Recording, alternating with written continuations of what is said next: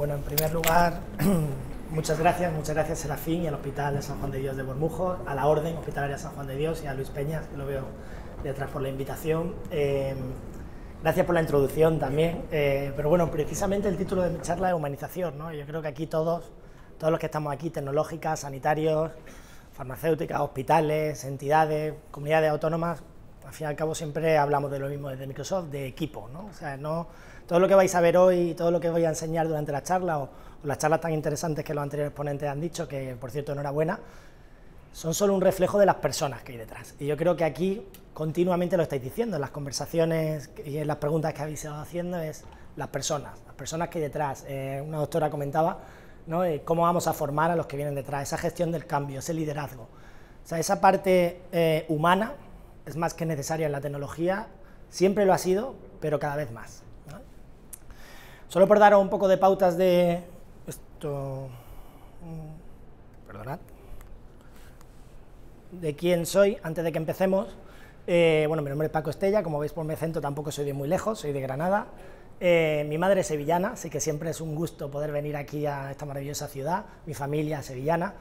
¿Y por qué nombro a mi familia? Porque yo soy teleco de formación, intenté huir de la medicina a toda costa porque mi madre es médico. Sin embargo, aquí estoy, para que veáis que al final hay una parte también vocacional dentro de todo lo que hacemos, incluso desde el punto de vista de la ingeniería, ¿no? Habéis dicho algunas pinceladas hoy que me han gustado en las conversaciones que hemos tenido, ¿no? Humanización, creo que habéis comentado antes, la necesidad es realmente de que no es tema de la tecnología, sino que desde que se pasó del papel al ordenador, el que no miraba al paciente igualmente seguía sin mirarle, ¿no? En ese sentido. El compañero también ha comentado antes de que la tecnología tiene que estar en el flujo habitual de los médicos, no viene a entorpecer, ¿no? Y quiero hacer una reflexión, no sé si conocéis a Patch Adams, su historia. A mí me gusta mucho la película también de Patch Adams, en alguna referencia, haré algunas referencias durante el camino de hoy, no las toméis al pie de la letra, sé que es ciencia ficción, es muy exagerado, pero nos da que pensar, ¿no?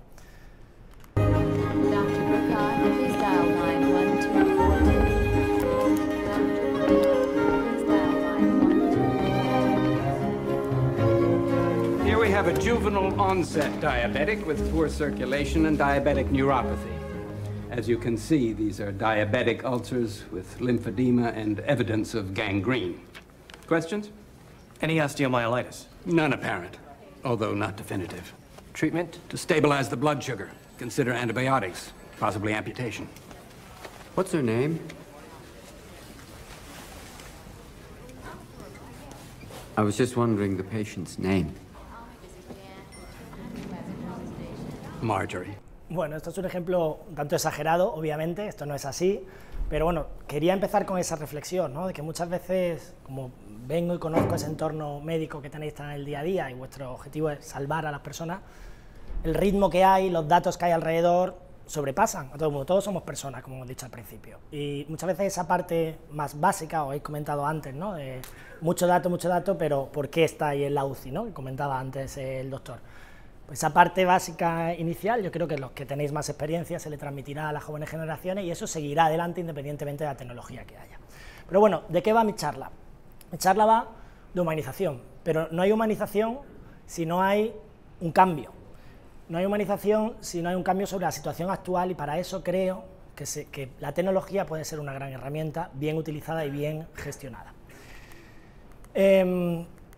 Voy a ir saltando algunas, ¿vale? Porque quiero ir por el tiempo, porque nos hemos retrasado un poco y yo, eso Jordi me conoce, pues soy bastante estricto en esa parte. Buenas noticias, empezando por ahí. En España, siempre hablamos de que España, ¿no?, o por lo menos lo que suelo escuchar, que solemos ir detrás, a la cola y demás. Buenas noticias, no es así. O sea, España está muy por delante de muchos otros países europeos, y muchos otros países de otros continentes, en la adopción de la IA y la IA generativa, la parte de innovación de estas plataformas que estamos hablando hoy. Pero después tengo una mala noticia, que también quiero que las pongamos sobre la mesa, y es que muy pocas de estas organizaciones tienen realmente estructurado una gestión del cambio, una gestión del dato, y saben aprovechar precisamente todos los datos que hay en sus instituciones sanitarias y no sanitarias. ¿Alguien sabe cuántos datos corresponden a ámbito sanitario a nivel mundial? ¿Alguien quiere hacer una apuesta? Bueno, más del 60% de los datos que hay a nivel mundial son sanitarios. Y de ese 60%, ¿sabéis cuántos son datos estructurados y ordenados dentro de las entidades sanitarias? Esto a nivel global, ¿eh? No quiere decir que en este hospital sea así. prácticamente. O sea, más del 80% de esos datos no son estructurados, es decir, no se les saca el partido que podrían sacar, o sea, menos del 20% son datos a los que realmente a día de hoy se les saca partido. Lo cual quiere decir, buena noticia, que tenemos mucho trabajo por hacer, mala noticia, que tenemos mucho trabajo por hacer. Para ello yo os quería traer algunos consejos o asesoramiento de cómo desde una gran tecnológica planteamos que estos proyectos deben ser transformacionales, y para esto hay que dar cierto orden, ¿no? Para conseguir ese objetivo de humanización y de adopción de la tecnología hay que dar cierto orden. Os lo he intentado resumir en una diapositiva, voy a hacerle fotos, luego las compartiremos, lo que queráis, Serafín, a cierto material, por si tenéis un proyecto transformacional digital, como por ejemplo los de San Joan de Déu de Esplugas que llevamos con el doctor Jordi Martínez, siempre cumplen estas premisas, ¿no? La primera clave, tiene que haber una estrategia de negocio funcional, en vuestro caso, ¿no? Para que haya una madurez de adopción de la tecnología, tiene que haber previamente esa madurez funcional o del negocio, que esa la mayoría de las organizaciones ya la tienen. Pero después tiene que haber una estrategia tecnológica, y aquí hay un término que nosotros llamamos IAficación.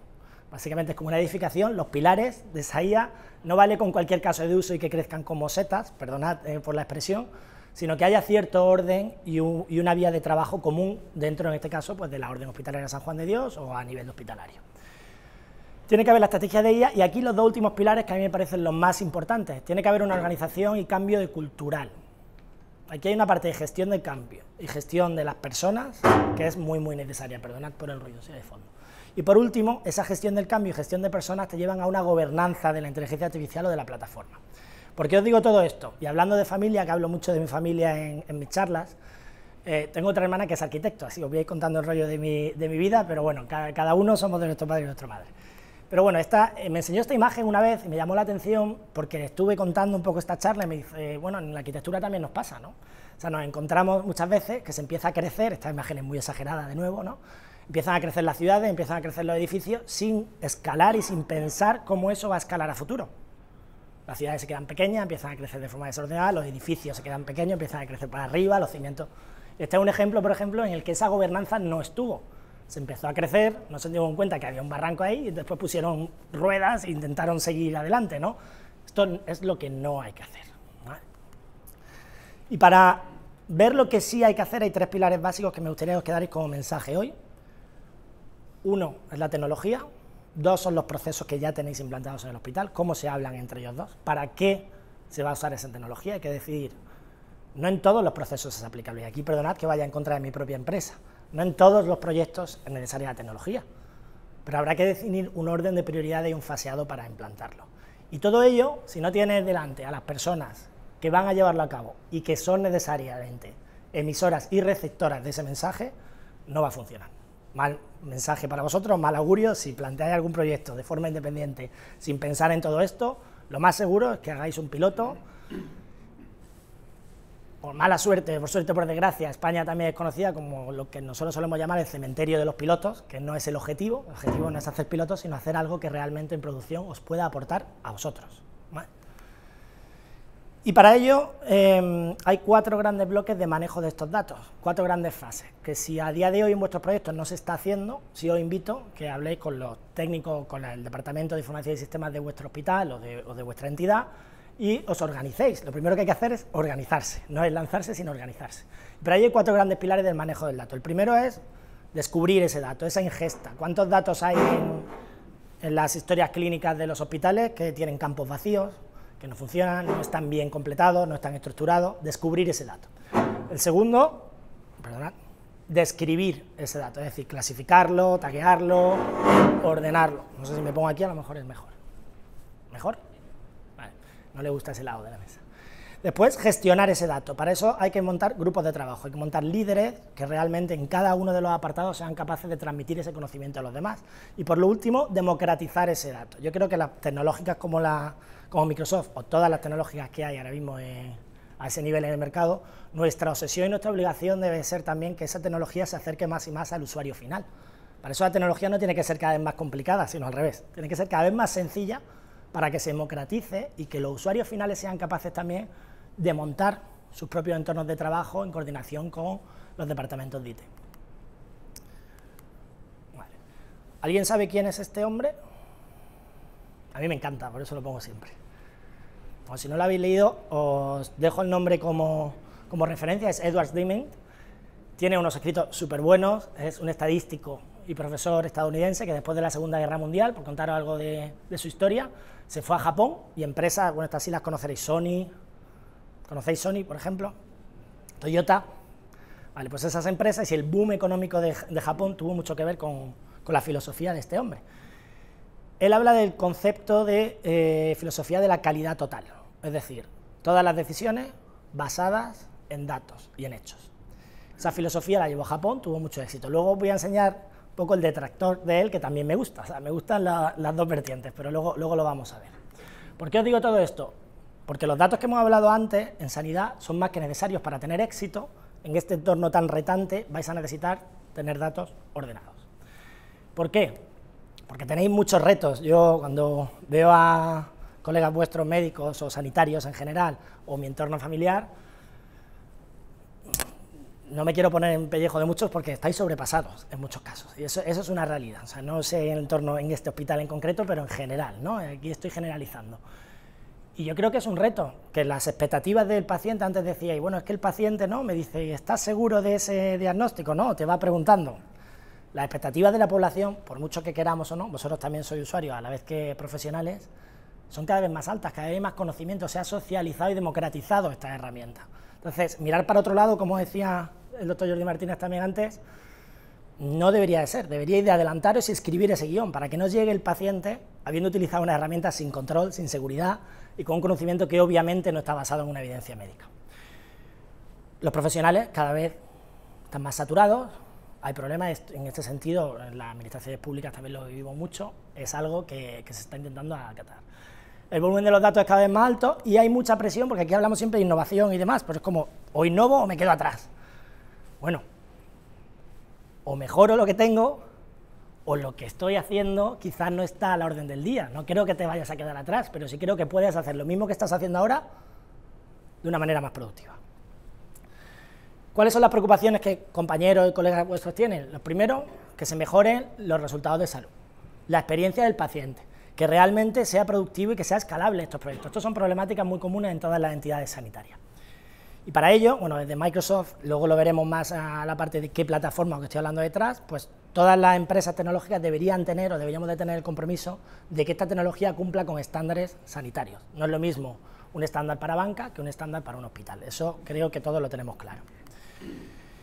¿Y en qué tres grandes partes nos tenemos que centrar?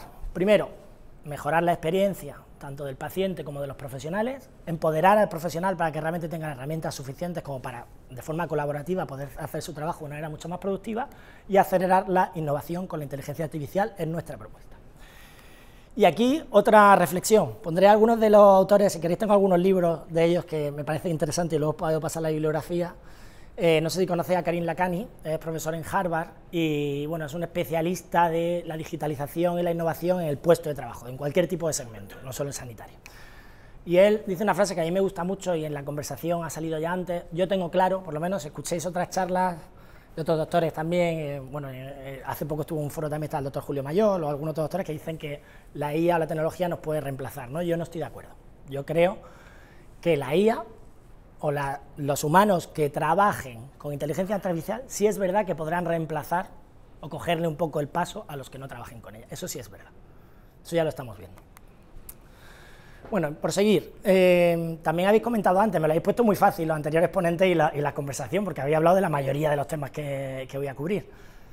Tengo otra mala noticia para los que sois gestores sanitarios en esta sala. Creo que es importante ponerlo sobre la mesa. Obviamente todo esto sin recursos no va a ningún sitio. O sea, los casos de uso pueden ser muy buenos, las ideas pueden ser muy buenas, pero si no hay recursos, y no hablo solo de económicos detrás, sino humanos, técnicos y demás, no vamos a ningún lado. Esto es un número que a mí me preocupa bastante del informe de la 6 del año pasado, y abajo un número de publicaciones. Estas publicaciones, voy a dar una pista, os lo voy a decir directamente, son el número de publicaciones que ha habido en sanidad sobre inteligencia artificial en los últimos años. Publicaciones clínicas, compañeros vuestros o vosotros, que habéis publicado sobre herramientas o soluciones con inteligencia artificial. El año pasado fueron unas 40.000 publicaciones. Este año se prevé que haya como unas 60.000-70.000 publicaciones, este año, en un año. Arriba tenéis el número de inversiones en recursos de IT de la 6, de la Sociedad Española de Informáticos de la Salud, en los que se ve que justo el año anterior ha bajado. Lo cual simplemente lo dejo como reflexión, creo que todos, desde nuestro lado y desde las instituciones, se tiene que hacer un esfuerzo en cambiar esa tendencia, ir un poco a la par de lo que los clínicos y la necesidad médica están demandando. Y de nuevo vuelvo al tema de la tecnología al servicio de las personas, y no al revés. O sea, creo que han comentado antes, ¿no?, poner asistentes conversacionales, la voz en las consultas, eliminar la pantalla. Eso no se tiene que convertir en una pantalla más grande, porque si ahora de repente pongo al medio con lo que habéis enseñado antes, y entre máquina y botón y demás, y que deja de mirar al paciente, ahí tenemos un problema. Debe de meterse dentro del flujo natural de esa consulta. El flujo natural de conversación entre esa consulta, la tecnología es capaz de extraer esos datos y tomar decisiones y ayudar sin tener que interrumpir al médico para que tenga que hacer clic a una cosa o a 20 cosas, ¿vale? Y aquí voy a dar otro ejemplo, que no siempre es solo la tecnología la que es un impedimento o ayuda, sino que creo que en general esto es una preocupación para tecnología, para cualquier tema clínico que tengáis que lanzar, para cualquier medicamento nuevo que tengáis que incorporar. Yo creo que es importante esa relación Mi entre padre paciente murió y teniendo yo 9 Aquí otro años. ejemplo de Patch Adams. Estaba en el ejército. No pasaba mucho tiempo en casa. 2 semanas antes de morir, dijo que en la guerra de Corea sintió como si perdiera su alma. Durante años me creí culpable. Me he mudado 7 veces durante el último año. Y he tenido varios empleos. Nada parecía encajar. Es decir, yo no encajo. Cuando murió su padre, ¿cómo se sintió? No lo sé, tenía 9 Pregunta años. justo por lo que acaba de contarle. De repente se creó una diferencia entre el resto del mundo y mi mundo.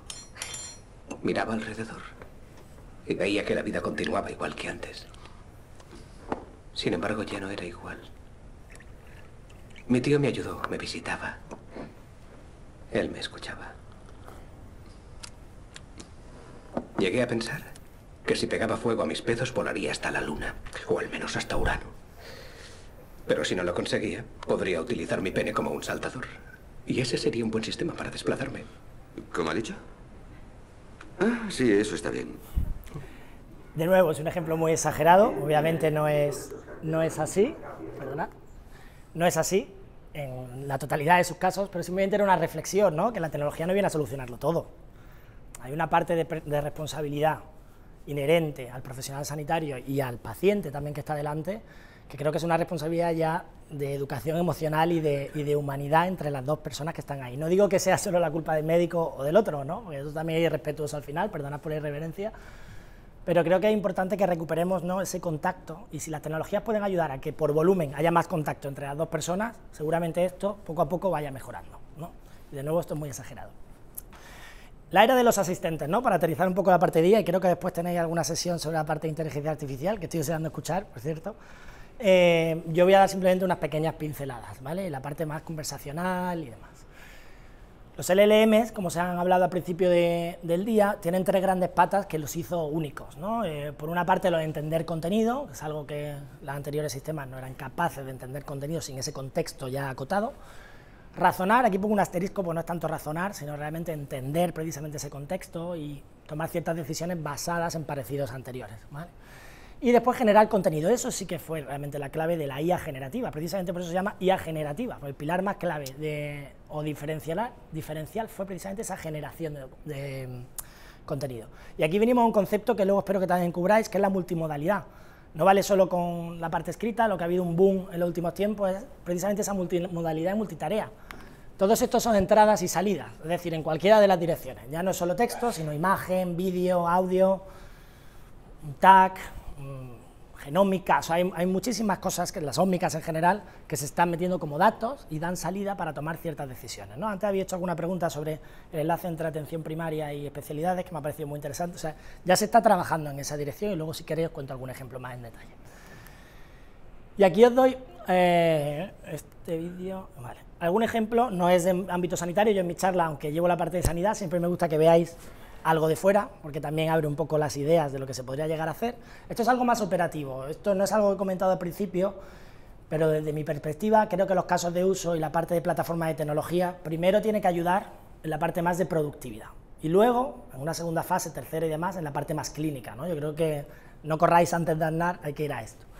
Entonces, bueno, este es simplemente un vídeo de una tienda que el vídeo encuentra que se ha derramado el agua y ya directamente a esa atención usuaria o unas emergencias o unas urgencias, a la gente se le van dando pautas de qué debería de seguir. O protocolos dentro de ese hospital, imaginaros, de, oye, pues ha habido una urgencia, me lo invento, la parte de urgencia en la UCI y demás, pues o un fuego dentro del hospital, pues toma esta medida, ¿no? Activa este protocolo. Entonces esos segundos son críticos muchas veces. En este caso la tecnología puede ayudar. Este es un ejemplo, no sé si conocéis a Julián Isla, un amigo de Microsoft, también alguno de vosotros lo habría escuchado, seguramente este es un ejemplo que le he robado y le he pedido permiso, por supuesto, dentro de sus redes sociales. Cuando sacamos Sora, la parte de antes del 4, de GPT-4, pues suena chino por los diferentes motores o versiones, digamos, de la IA generativa que OpenAI ha ido sacando y que Microsoft ha ido incorporando a Azure, pues sacó Sora, que empezó a meter sobre todo el tema del concepto de la multimodalidad, ¿no? Esto creo que es con 3,5 turbo.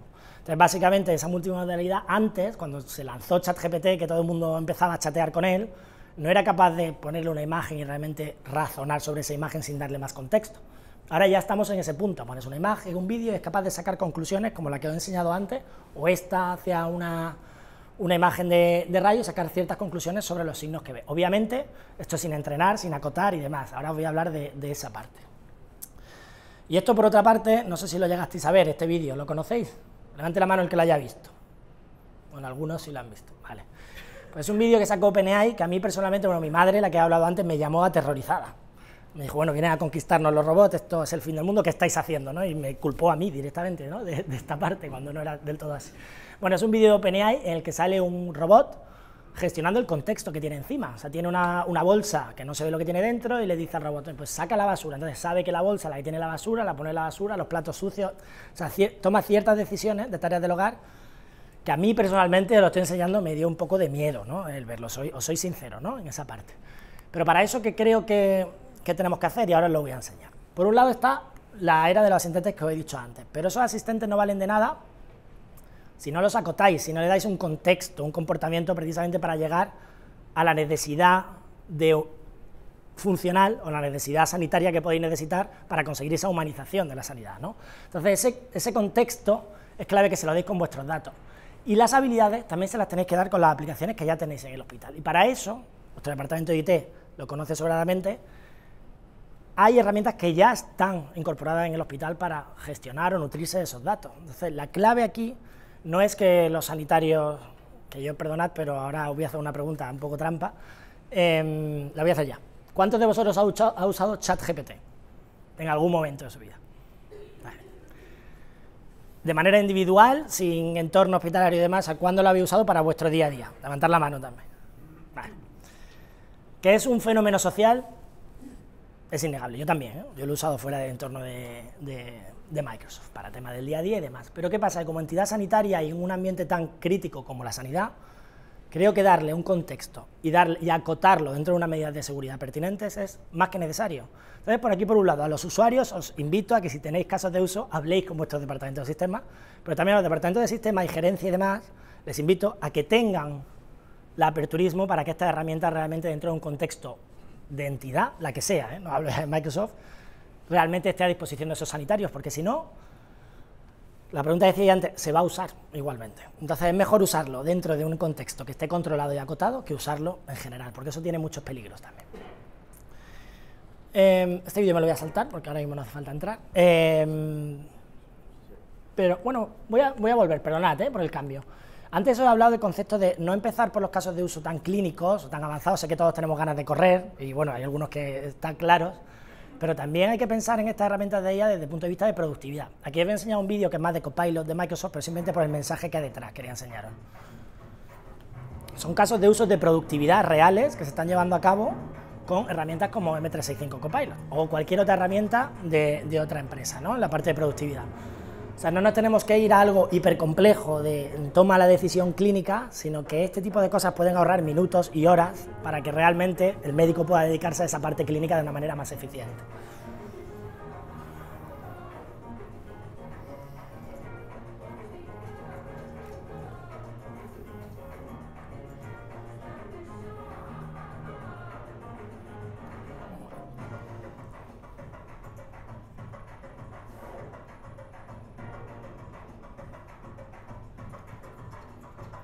Vale, Bueno, estos son algunos ejemplos, lo voy a parar ahí, pero básicamente no tenéis que iros a montar el tejado, sino los cimientos creo que también son muy necesarios en este entorno sanitario. Y eso precisamente es lo que va a permitir que el clínico tenga más tiempo para lo que realmente importa.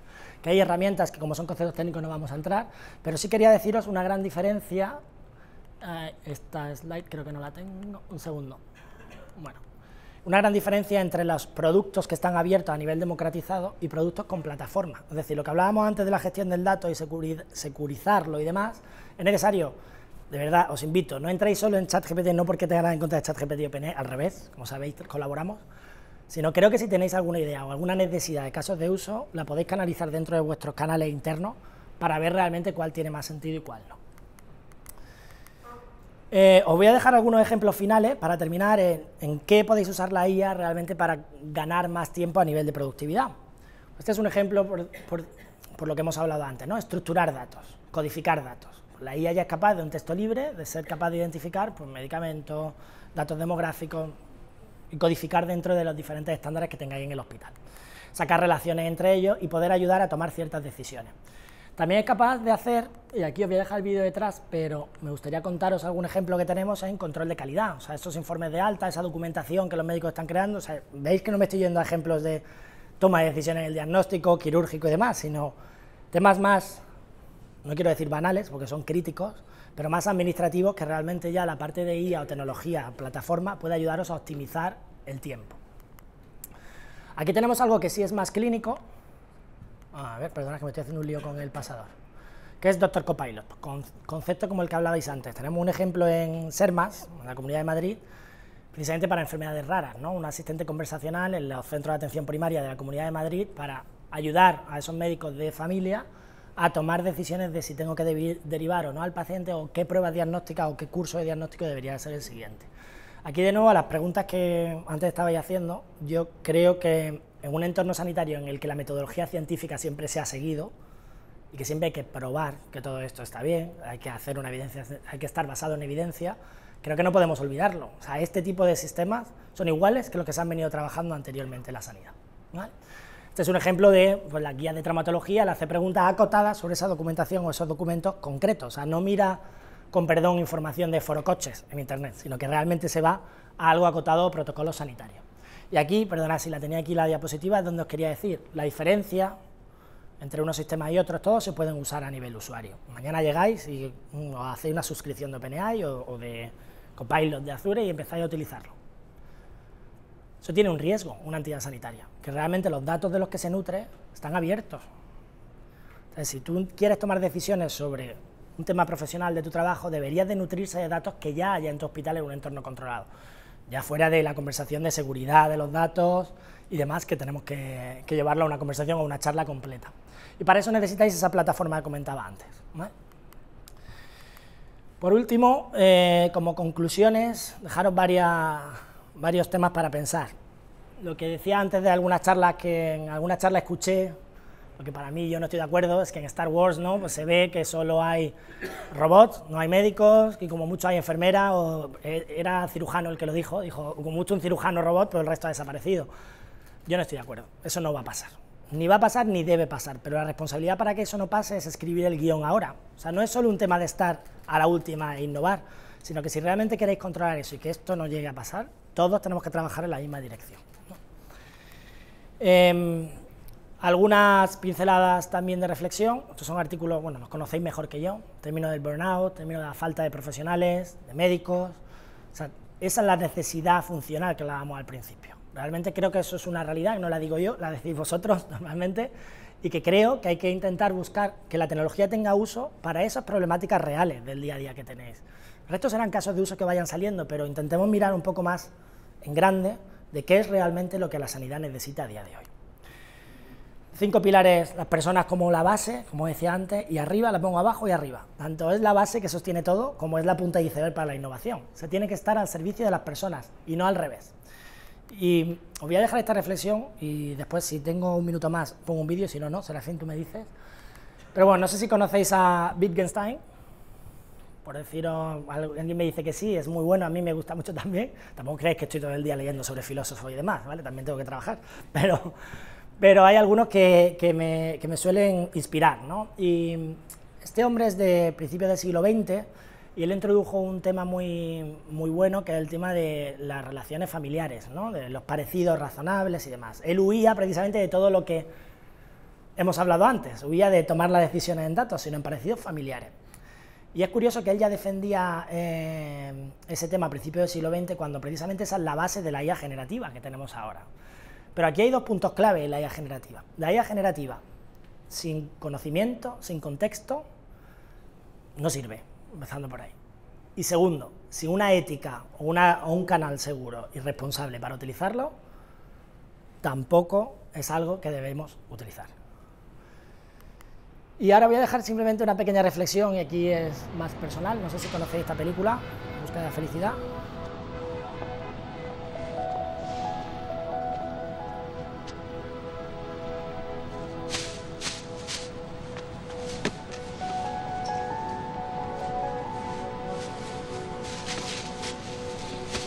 Hey. Don't ever let somebody tell you you can't do something. Not even me. All right? All right. You got a dream, you got to protect it. People can't do something themselves. They want to tell you you can't do it.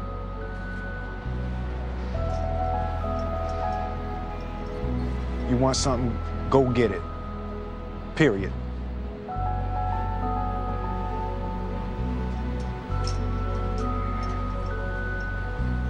Let's go.